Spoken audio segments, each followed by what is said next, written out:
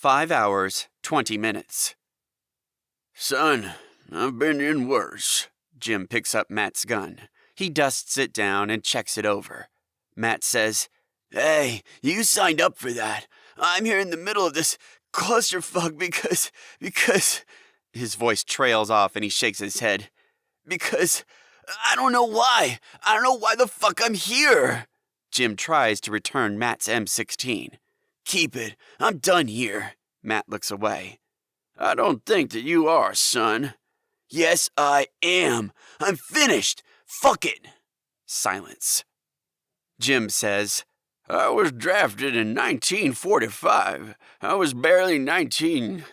Up until then, I'd spent all my life in Yellow Springs, Ohio. I grew up in a little piece of American paradise. I was in love and I'd just gotten married, and my name gets picked out from a glass jar by some Washington politician.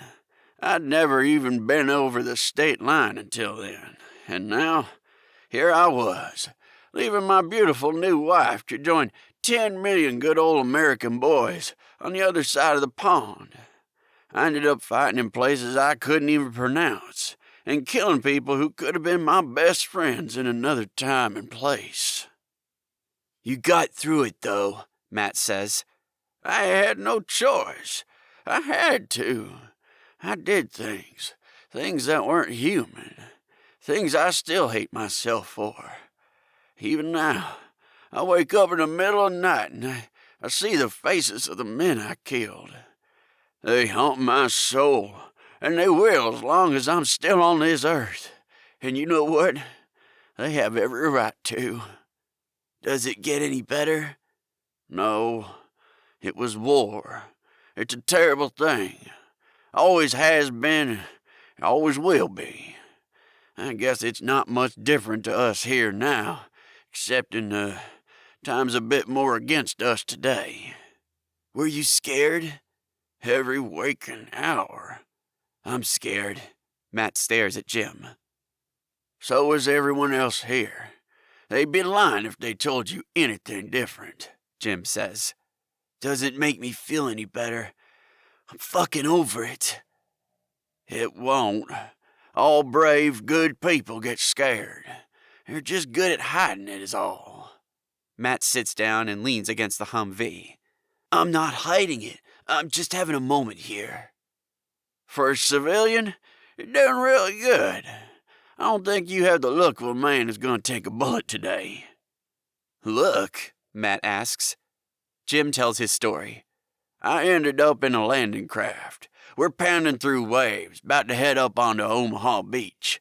Those German machine gunners had us all lined up, and they opened fire, and the noise was... Jim shakes his head. It was terrifying.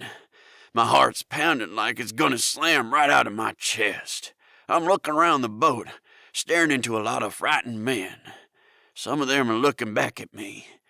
These guys are like brothers to me. Some were praying, and some were joking. Some were, well, they're just like me, quiet. And others were shouting and hollering and getting themselves ready to kill. That's what war does to some people. They become animals. Jim pauses, frowns as he recalls the traumatic events, then continues. I glance over at a soldier called Buck Coleman. He is from Louisiana, all 6 foot 8 inches and 300 pounds of him. He was a mountain of a man and the nicest guy you ever met. He smiles at me and looks down at his feet. I knew in that instant he wasn't going to make it that day.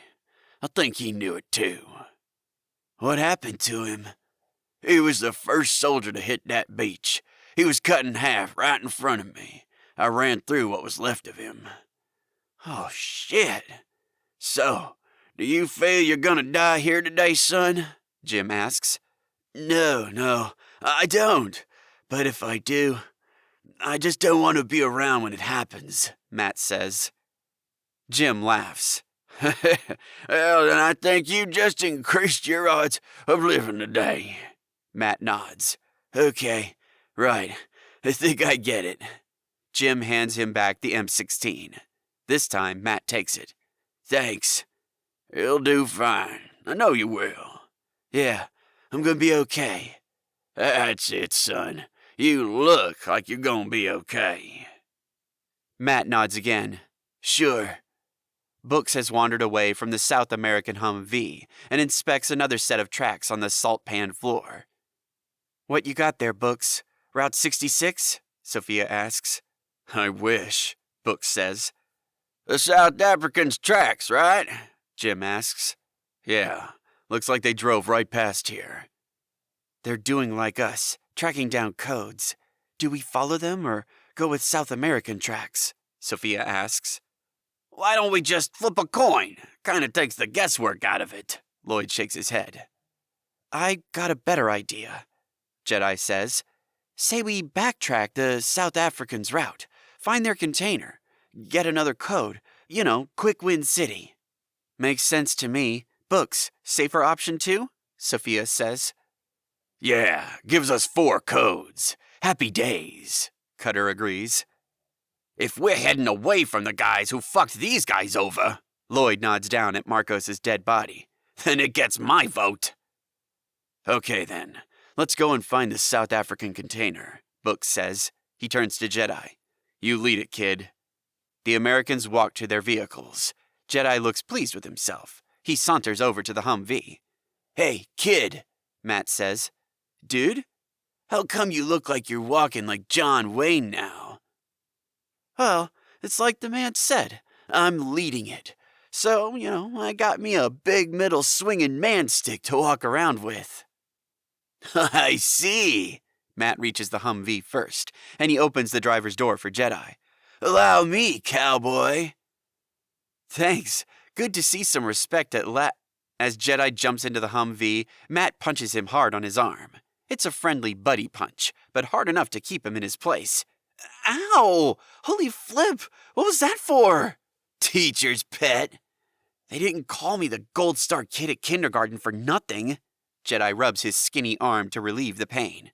Yeah, I always had you down for one of those precious little Mozart-listening angelic types, Matt says. Let me guess. You were the brat in the play pit, looking up to girls' skirts and eating all the sand? Happiest days of my life, kid. Jedi, Books calls down from the Humvee's gun turret. Yeah, Books? Let's go. You heard the man. He said, let's go. Jedi starts the truck, rams it into gear, and takes off. He looks in the side mirror, sees Matt, and flips him the finger. Matt hops on the dirt bike, sees the insult, shakes his head and smiles. Touché, kid. He opens up the bike's throttle and roars off to catch up with the American Humvee.